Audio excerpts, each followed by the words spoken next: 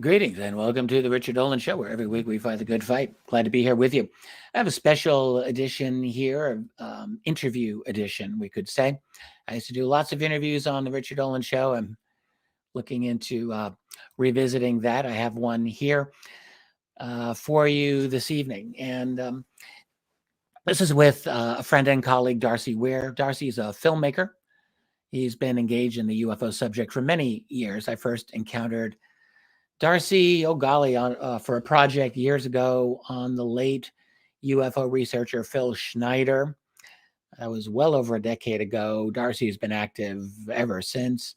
He's done treatments of UFO mysteries, abductions, aliens or humanoids, I think is the title of one of them, Men in Black, Sasquatch as well, yes. And then last year, he completed one documentary called Secret Space, Rise of the TR-3B. That featured myself and a number of other people, James Goodall, quite notably, and a number of other very interesting people. And we did a conversation about that, as a matter of fact. And then this year, Darcy followed up with another treatment on Secret Space. This one's called Secret Space, NASA's First Missions. That's the image of it right there. Really quite interesting. So I'm going to have Darcy come on in a short while to talk about this latest film, which, spoiler alert, does have a couple of clips of myself. But it's just basically a fascinating treatment of the early years of NASA, particularly from the UFO or UAP angle. And I will just say, before I bring him on, I think the timing of this film is very good, considering that NASA is currently overseeing a UAP study. This is something that I talked about on this channel just a week ago. One of the key things to remember about NASA and any attempted study that it organizes on UAP, one thing to remember is just how dishonest the organization has been over many years, particularly when it comes to hiding and suppressing what appears to be a nonstop, indeed a very large number, I think, of UFO or UAP encounters by its own astronauts. In my program last week, one thing I pointed out was simply how many good whistleblowers out of NASA that there have been over the years who have discussed many UFO encounters that NASA has known about and how NASA has explicitly hidden this information from the public. And my own take on this, I pointed out that one big reason, I think, for this is that simply while NASA may bill itself as a civilian space agency, it has deep and lasting ties to the military-industrial complex, and it has collaborated with the Pentagon on numerous space missions from the beginning of its existence. Moreover, that any classified information that NASA satellites, for example, may pick up is bound by military secrecy protocols, and that basically as a quasi-military organization with close ties to the military, NASA is entirely likely to look upon UFOs or UAP in the same way that the military does. That is, as a potential threat to be judged accordingly, and certainly not as something to be discussed with the public, not as something to be acknowledged to the public. For NASA, just as for the military itself, I think UFOs are a problem that they don't really have an answer for. So when you think about it, it's really a bit strange and surreal that we have NASA doing such a study. How did it come about that NASA still has the public trust when it comes to such things as UFOs? To anyone who's delved into this matter and looked at NASA's unimpeded track record of lies and deception on this subject, you would think that with the announcement that NASA is supervising a UAP study, that people would just do a universal facepalm and say, oh, not this, you got to be kidding. But actually, there are people who are doing that. But the media just carries on as if this is all normal. Yeah, no big deal. What's wrong with having an organization that has demonstrably lied about UFOs for over 60 years, consistently overseeing a scientific study? Sure, there's no vested interest coming from NASA to have a conclusion going one way or the other. It's all about the science. Well, our official establishment, media, scholars, academia, they don't seem to find it necessary to point out that NASA is deeply in bed with the United States military, controlled by military secrecy protocols. Scholars don't seem to have the slightest recognition that there's a classified world that deals with UFOs. It's really kind of amazing. So here we have a nice new treatment of NASA's early years by Darcy Weir. What's nice about this film, well, a couple of things. One, is not too long. It's less than 90 minutes, which I was gratified by. He covers a lot of ground in that time as well. But what you really see here, amid all the excellent early footage of these NASA missions, really nice to see, actually, is a very good general history of NASA during the late 50s and through the 1960s. It's really the organization's glory years in which they were just putting lots of people into Earth orbit for the first time. And you really get a sense of history and excitement, actually, in reviewing that, which was a nice feature for me. And also not just the Mercury and Gemini missions. When you think of NASA's early years, I think that's where most people tend to go to. But Darcy in this film covers some of the forgotten X-15 missions. Now, the X-15 is an amazing aircraft. This thing flew at Mach 6, I think is what they mentioned in the film, over 4,000 miles per hour. We're talking early 1960s. Just and there's some fantastic footage of this. Never seen a lot of that before of the video. You see lots about the construction of the X-15 itself, which is, when you look at it, really just a work of genius, I would say. How it was launched from a B-52 at high altitude and all that. But then you get to the UFO encounters. And I've got a couple of images here from the film I'm just going to show you. One is of the early X-15 pilots was a Major Robert White. He gets to an altitude of about 60 miles. This is 1962, which there's no atmosphere there, or you could say there's barely the remnant of one, but I don't think anything to speak of that high up. And he saw something, and you have a photograph of it here. And while he was up there, he was in this very excited voice, and he says, "There are things out there. There absolutely is." And that quote made it to the newspapers. Can you imagine something like that being covered by our subservient Pravda-like mainstream media today? I cannot. But White said it, and there it is. A couple of months earlier than that was Joseph Walker's X-15 flight. I got a couple of images here. In fact, I'll show you this one. Now, Walker saw something. He said something like 5 or 6, I think it was disc-shaped or maybe cylindrical objects near his aircraft. This is a photograph that was taken. So what's interesting is that during a May 11, 1962 lecture, Walker claimed that one of his mission objectives was to detect and film UFOs at high altitude. And this, I think, is a note this is a clip from the documentary as well. Walker's, I guess, I don't know if he drew this or someone else drew an image of what he said was around his craft. So I think that's definitely quite interesting. All of that is covered in the film. It's very interesting. In fact, one point that comes out here is that one of the major missions of the astronauts during this time period, we're talking Mercury and Gemini, was to take pictures, to take photographs, many of which NASA now claims have been destroyed or lost, apparently. And to that end, by the way, there's a nice treatment in there about how NASA has edited and doctored UFOs out of its photographs.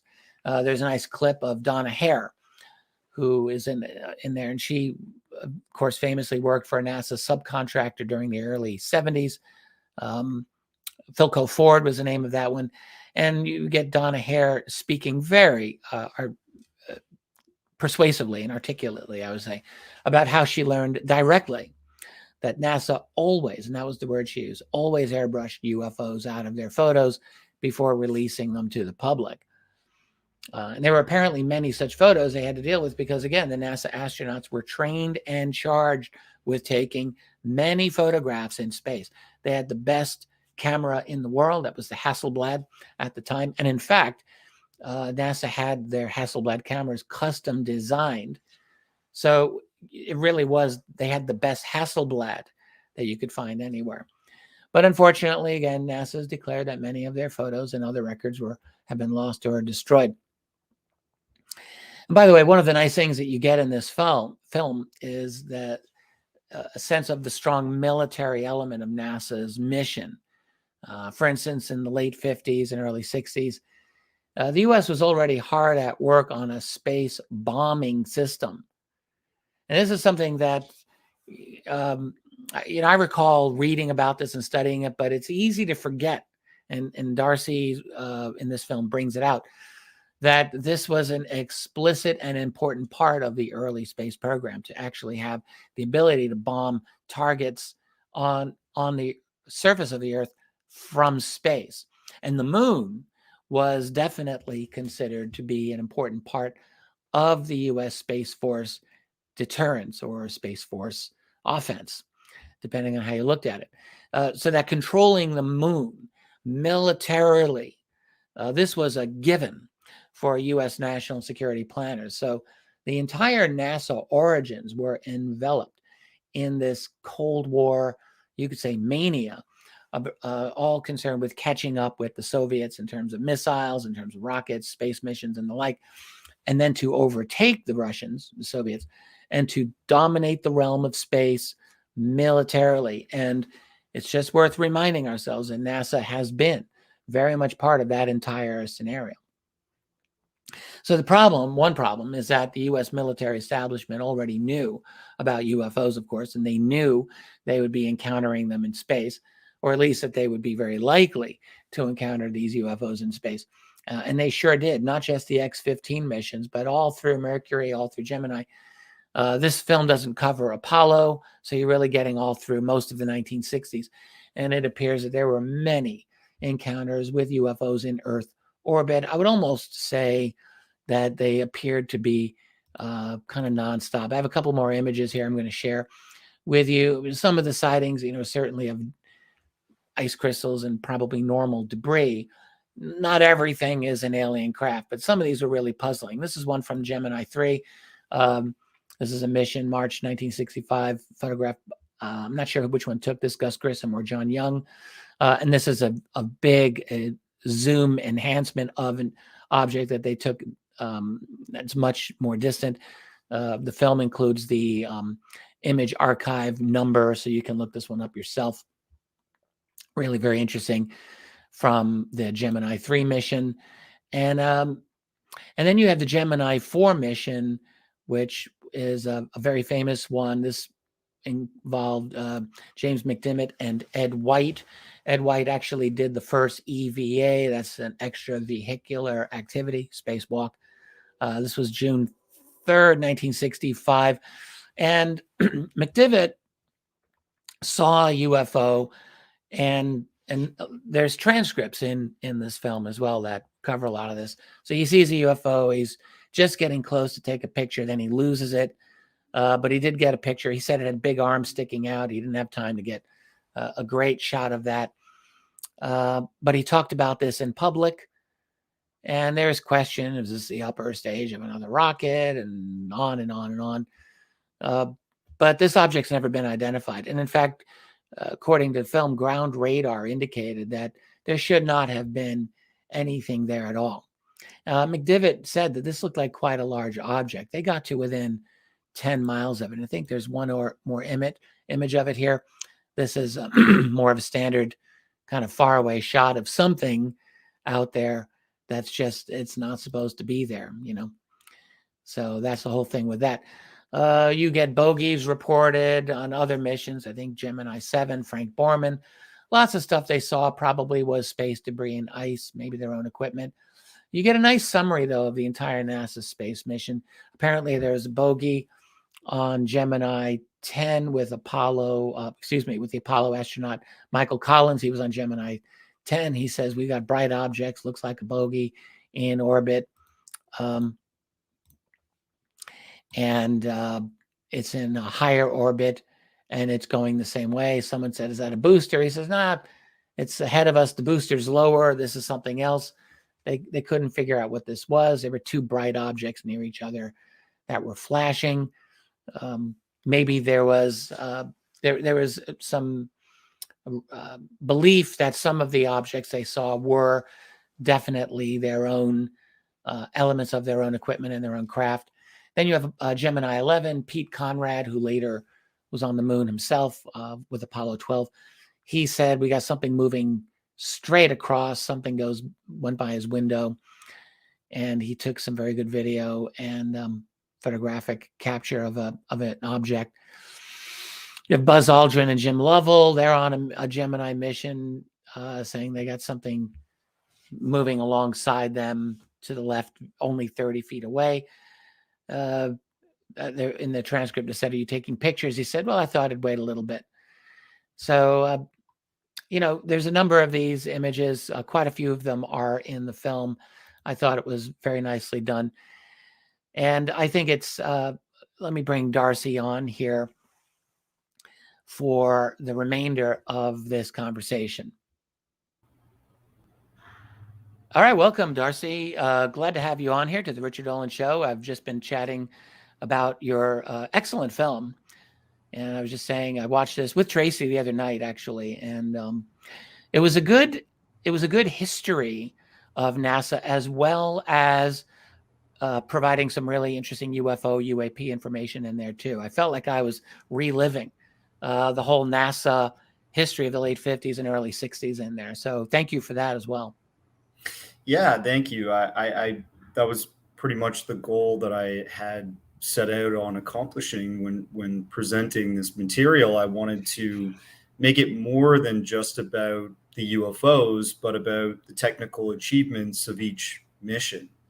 And so starting from the X-15 mission, starting from the very first NASA designation of an astronaut, with those pilots flying up and actually being in low Earth orbit with what kind of was like a really secure and robust fighter jet that was connected to the edge of a wing of a bomber, and then going to the actual Mercury mission, which was the first capsule mission, and then the Gemini missions. Yeah. And those ranged, all the way from Gemini 2, 3, right on to 11, where it finished. And every mission, it seems like there was some kind of anomalous activity being reported by the astronauts. And we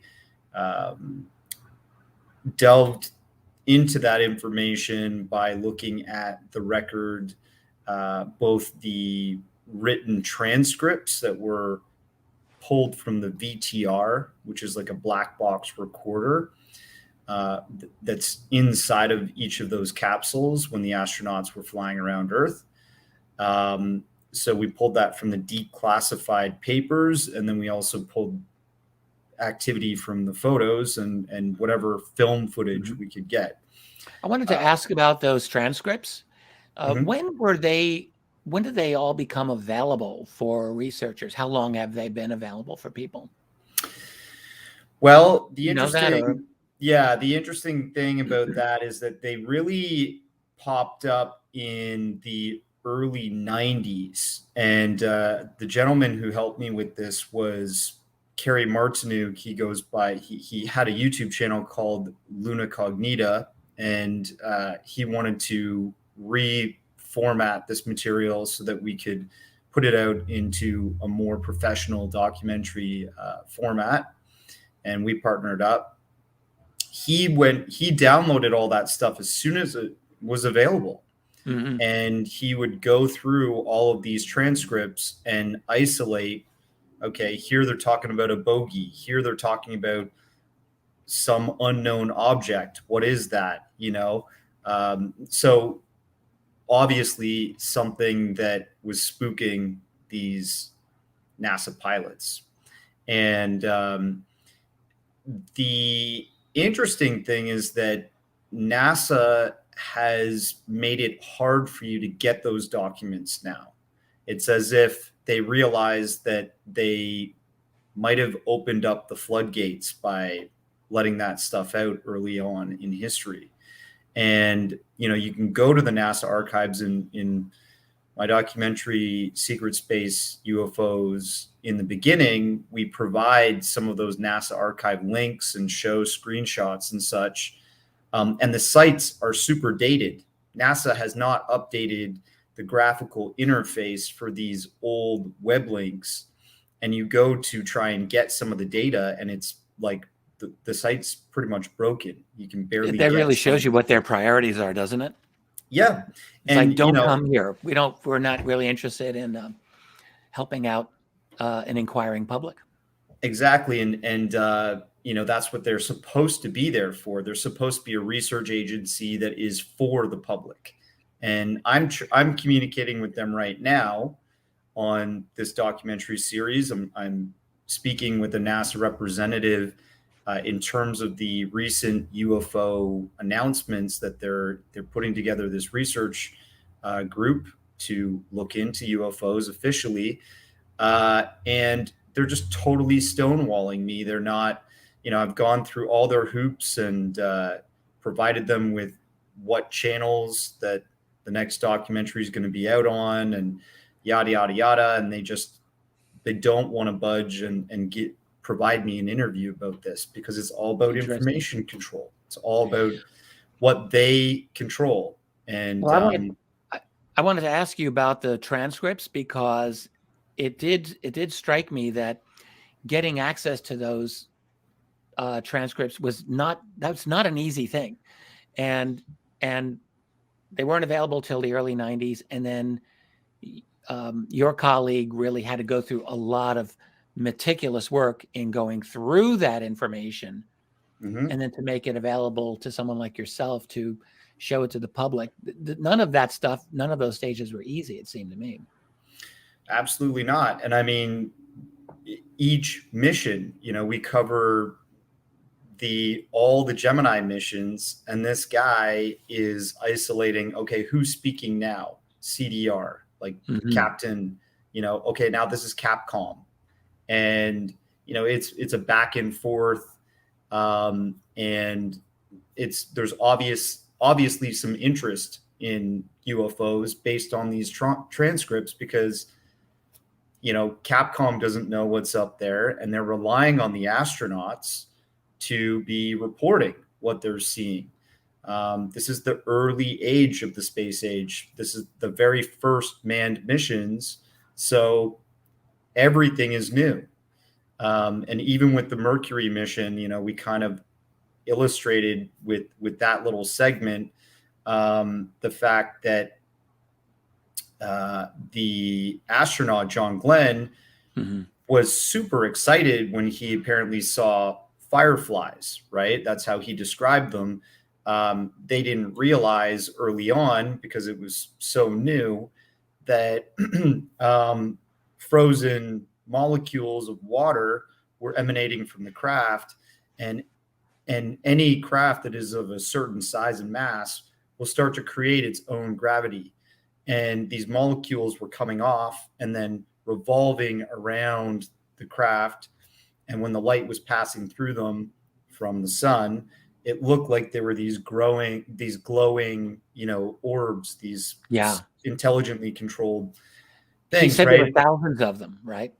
Right. And so everybody was excited about that. And it's kind of like this Orson Welles War of the Worlds type moment, because a lot of the public's listening to this on the radio or on television, if they had it at the time, and they're like, oh my gosh, are there aliens out there? Of course, this wasn't the case, but it just shows that there's still this ravenous interest in knowing, are we alone in the universe, even that early on in the space age. And and it, you know, later on, I believe the astronauts were seeing things more than just water molecules shining in the sun. They were And they definitely learned to kind of seeing. shut it down. You had some really interesting information on the Gemini 10 mission, and that had I'm trying to remember that Michael Collins, who later, of course, was the command pilot for Apollo 11. Yeah, Obviously, made him very he famous. was. Yeah. But here he is on Gemini 10 with I cannot remember. God, was that with? He wasn't with. Was it Not with Buzz Aldrin. Pete Conrad? Pete Maybe. Conrad, maybe, or that was Yeah. Pete Conrad was Gemini 11.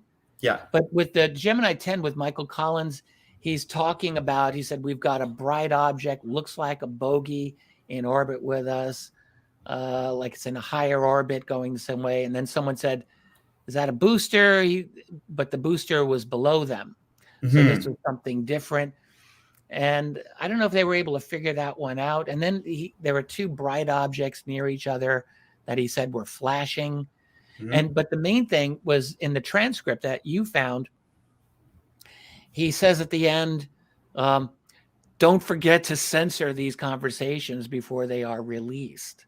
Exactly. And that's, what the rumored the activity from NASA is constantly get the data and then filter the data and present only the data that is sanitized. And that is, proof when you see that in a transcript that that's what they were doing, not only to photos and old motion picture DAC footage from the film cameras that the astronauts had on every mission, but they're also doing this to the transcripts. So, they let things like that slip by printing that in the early transcripts, and I just wanted to present as much of that data as possible in this documentary and future documentaries that are presenting that. I think an interesting guy who's done a lot of work in this sort of field of researching what NASA has been putting out over the years is definitely Mike Barra. Some people, get a little bit weird about Mike Barra, and he's kind of not too much in the limelight these days. But I've been talking with him, and I think there's a really good case to show that the archives online were scrubbed at some time in recent history by NASA when they realized, oh crap, we published a bunch of photos that show things that shouldn't be there on the lunar surface. We published a bunch of transcripts and such. They just went back and they changed it.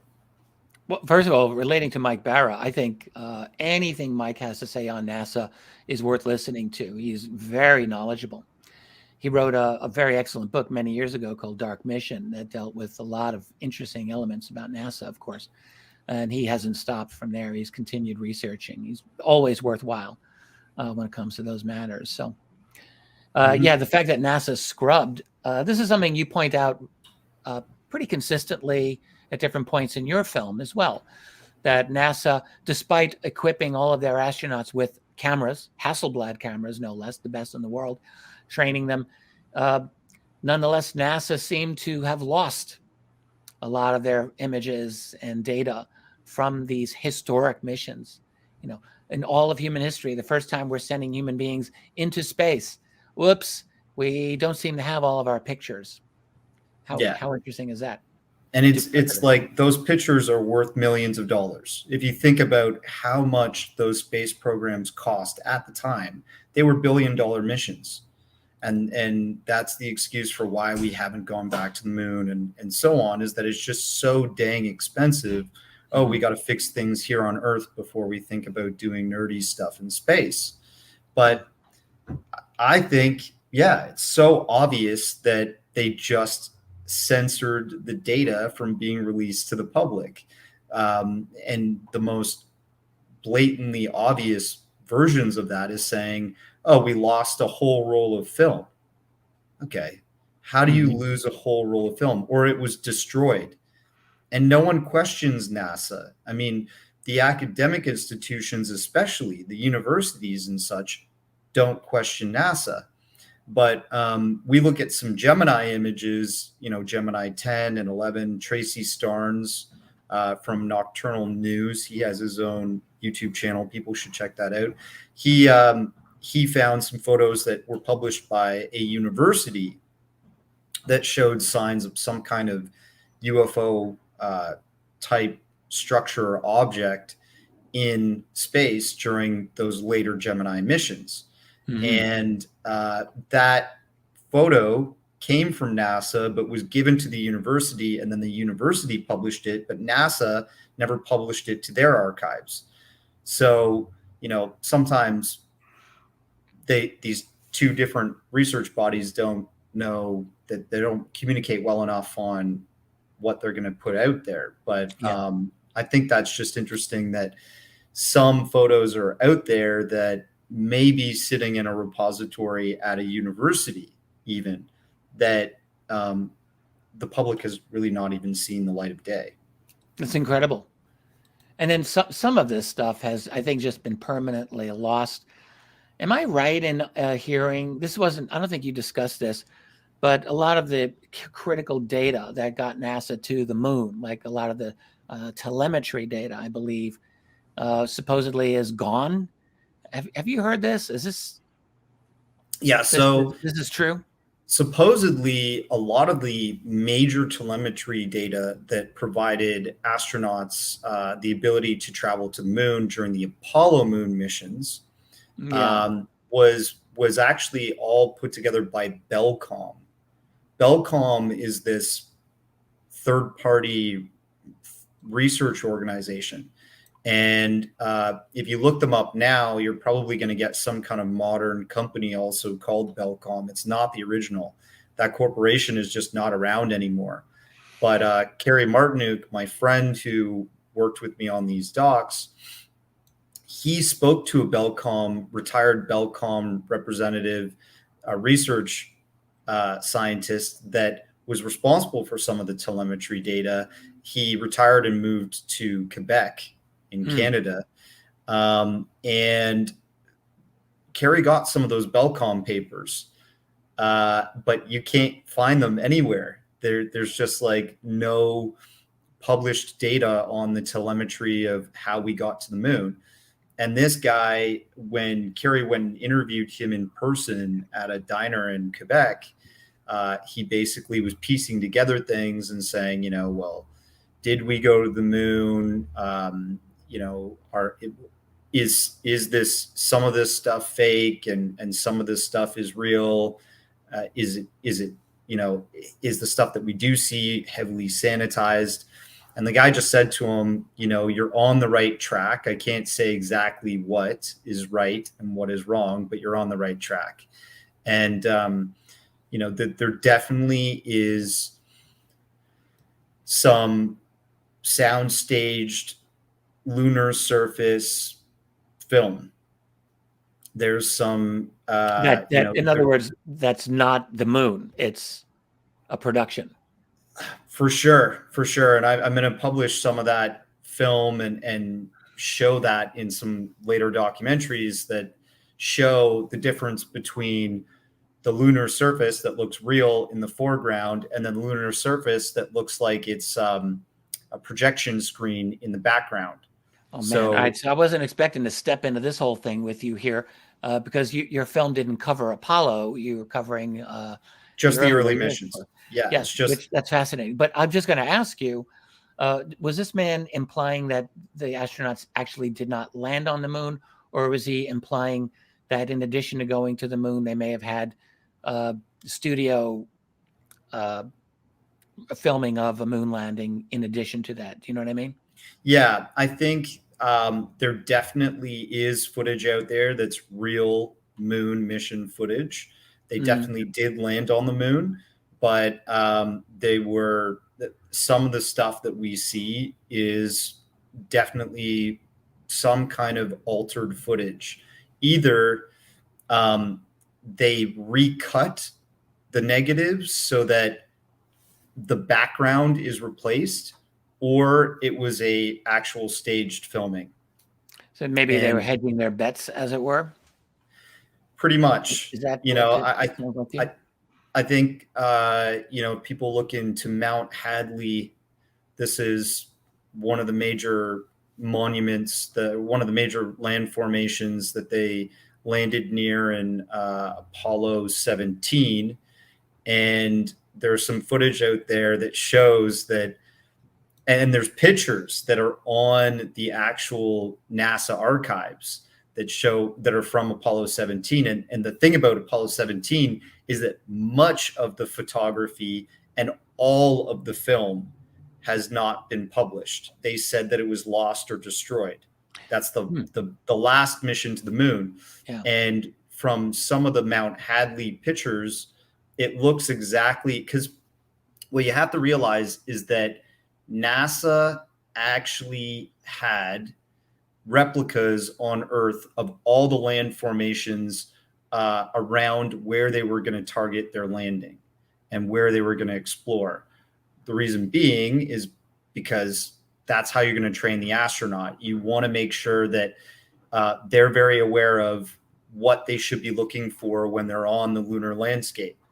And, you know, if you're training them in a studio here that has giant cement and plaster replicas of Mount Hadley, then they can sort of walk around and be like, okay, yeah, this is Mount Hadley when they're on the lunar surface for real. Sure. People think that maybe around Mount Hadley, there might have been a pyramid structure, something like that, right? And so if you look at the Mount Hadley photos that are published on line with NASA, they look like the cement reconstructions that were just on set here in the United States. So it's like NASA was like, okay, let's just publish that. The public will never know the difference between a cement structure and what really was the lunar surface. And I've got some of that. I'm going to show in another, when I start going as the Apollo missions. Oh yeah, no, you must, because just getting back to what you've just accomplished here with the X-15, the Mercury, and the Gemini missions, you know, those early, really, you could say heroic years of NASA. I mean, you know, what's more incredible than what they're doing and what the Soviets were doing at the same time? Let's give them credit.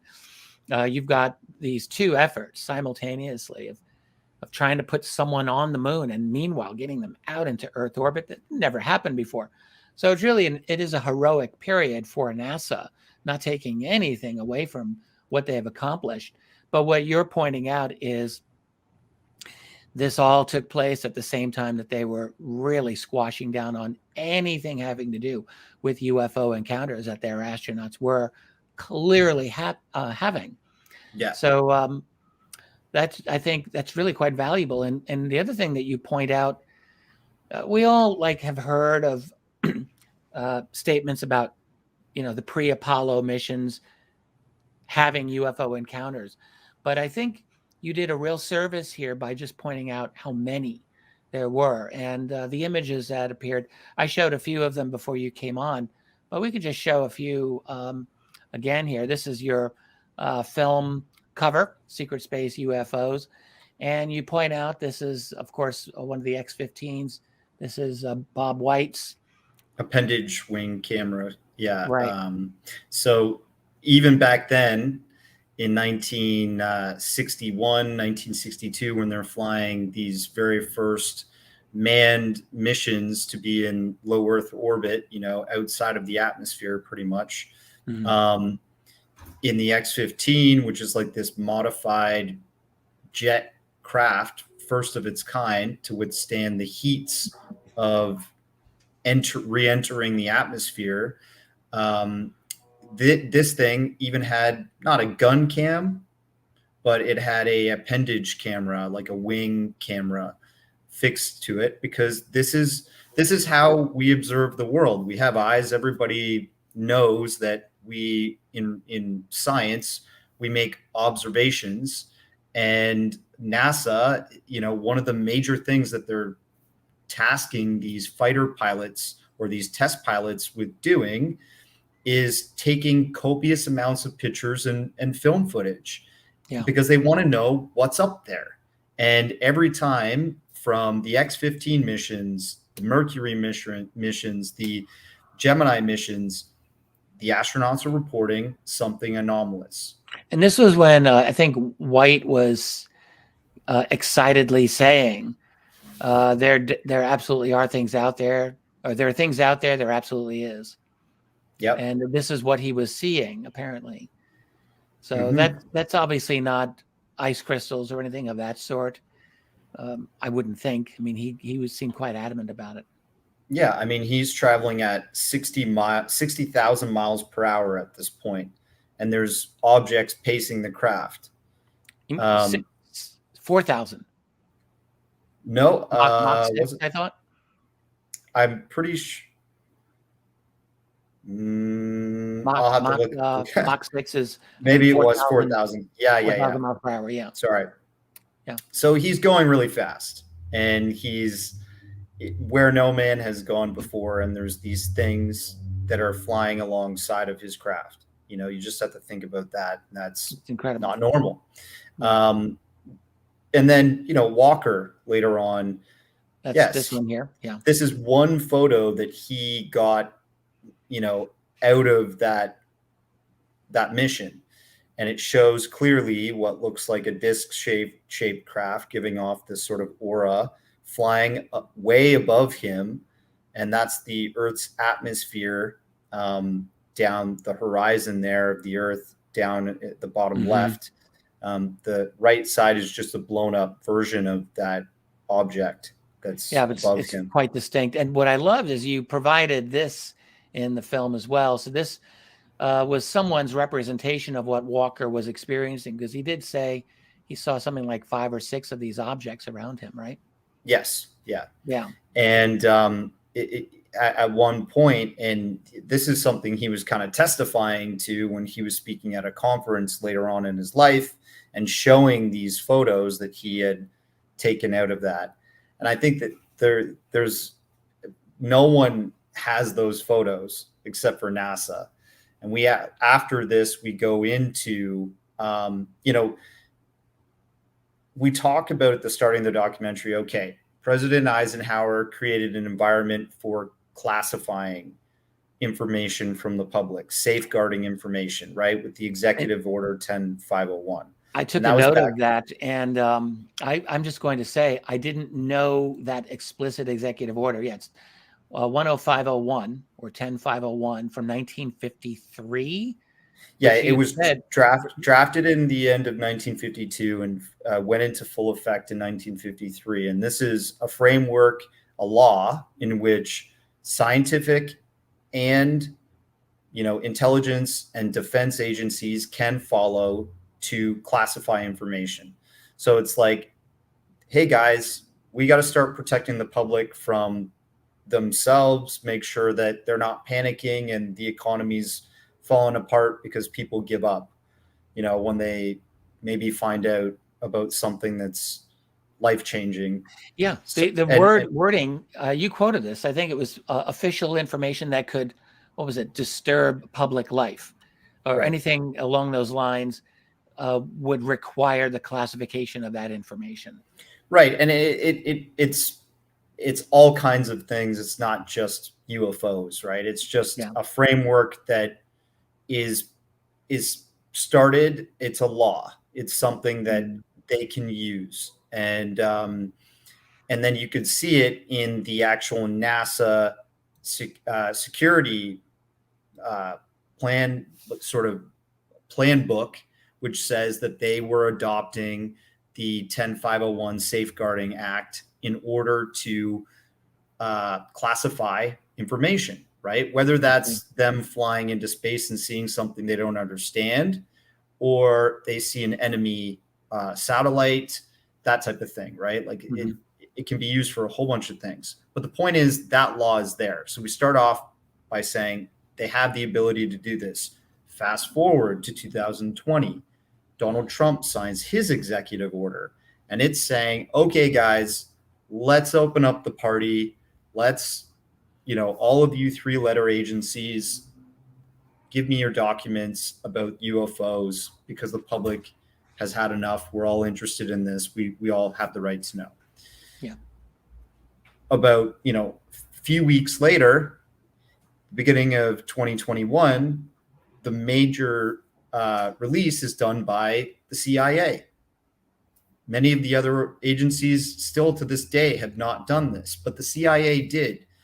So I went through that document dump and I found all of these correspondence back and forth from civilian researchers asking NASA for the X-15 mission footage of UFOs, both still image and film, DAC motion picture film, right? Yes. NASA, you see this correspondence in the documentary, and NASA says, yeah, sure, we'll provide it to you. And then they say, oh, but you have to go here, you have to go there. And it ultimately comes down to finally somebody responding to one of the later researchers, because this starts, early on and goes all the way to the late 80s. All through the 60s. Yeah, I saw the name Barry Greenwood in there. He was a very well-known UFO researcher in the early 80s. They finally stonewall them and say, this information is for only those with the need to know. And where have we heard that before? The need to know. So many times, and it pervades the UFO, UAP field, of course. So yes, if that's coming from a research institution that is supposed to be for the public and serves the public and arms us with as much information as possible scientifically, why would they turn around and say you don't have the need to know? Well, yes. I mean, clearly what you could see NASA was doing here is they were just playing this little delay game for as long as they could, just drag this out by pretending, it seems to me, to be willing to work with the public. Sure, we'll provide you with information. I think one of those letters from one of the NASA, one of the people said, well, if you come here at your own expense, I'll gladly give you a tour and I can show you some film. Yeah, Mr. Deal. Mr. Deal, right? That's was right. The very first individual to, try and get this footage from the 60s. Right. Yeah. And it just keeps going back and forth. And they stonewall everybody that's trying to get this through, not even a Freedom of Information Act. They just are, these researchers are naive enough to think NASA should give me this, right? If they have it in a civilian agency. Yeah, exactly. Right. And that's what the whole point is that they're not just a civilian agency. They've been, very linked to military organizations since the beginning, the Air Force, and every pilot that's been involved with the NASA mission. The first three that were, Frank Borman, he actually came from the Air Force. And only 3 of those NASA pilots came from the Air Force. Everybody after that came from the Navy. Yeah, there were a lot of Navy pilots. Did you ever investigate why there was such a discrepancy there? Why so many more Navy pilots and Air Force?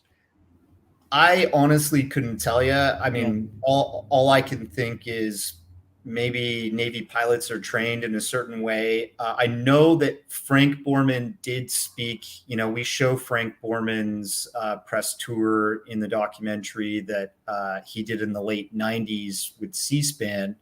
They interviewed all the NASA early astronauts. They wanted to know, what was it like, to be an astronaut and the experiences you had. And when I was going through all of that data and looking at those interviews, there's hours of it. Frank Borman says, us Air Force pilots were not trained to do PR. We were not trained to speak to the public. But the Navy guys took courses. They were trained in how to speak to the public. Oh, very interesting. And that could be a reason why. I mean, if you look at how even Buzz Aldrin and Neil Armstrong, how they treated the public and spoke to them post Apollo 11, they really spoke to everybody that was questioning them as if they were children. And it was kind of like, I'm only going to give you this much in the conversation. They never really went too deep into explanation on anything. And I think it's because they were just really well trained to filter that information and be good spokesman for the NASA space missions, but also, careful about what they said. Well, I'm looking forward to you doing a treatment of the Apollo missions and including that very bizarre press conference that they gave when they returned from the moon. It's like they all had a gun at the back of their head and they were the most depressed human beings you can imagine after they had done this most astonishing feat, gone to the moon and come back. Michael Collins, he kind of looked very reticent. Like he did not want to say anything. Buzz and Neil kind of led the whole conversation. And they even say at the beginning of that press conference interview, we're going to start off by doing this very differently from previous press conferences we've done. And he basically says, we're going to only give you information in a certain way about what happened up there. And he goes off of a kind of like a slide presentation to explain things. And then when it comes to the Q&A, that's when they sort of lock up.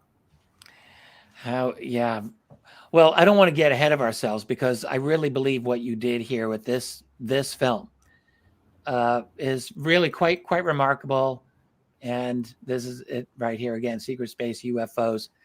We're basically out of time here, Darcy, but how can people find out about this film? I saw it on Amazon. Are there other ways that people can get access to this movie? Yeah, it's available on Vudu, Google Play, iTunes, and Amazon right now. Later on down the road, it'll probably be available like my other documentaries on Tubi TV, which is a great platform that's free. You don't have to pay, but if people want to support me to start, I appreciate that. It's only about $3.99. It's not the most expensive, but I packed it full of pretty informative information and imagery, and I wanted to make it, stand out. There's definitely some new information in there about these missions, and it's presented in a different way than, a lot of the other documentaries I've done. So. Well, I'll have links below for all of that as well.